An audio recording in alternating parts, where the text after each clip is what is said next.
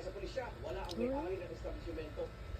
Imbitahan ng pulisya may-ari ng establishmento para matukoy kung sino ang dapat maragot dito.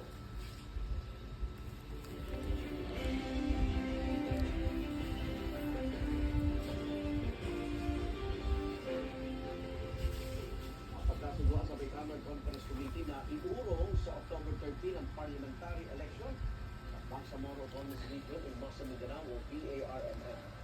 Ayon kay Senate President Chis Escudero, yan ay para masigurong malinis at payapa ang pagsagawa ng eleksyon doon.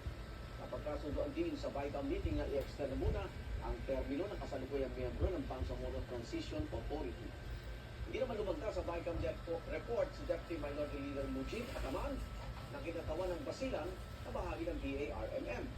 Anya kung gusto raw ng kapayapaan, dapat hayaan mga taga-Bangsamoro na pumili ng kanilang mga leader sa eleksyon sa May. Para maging ganap na batas, kailangan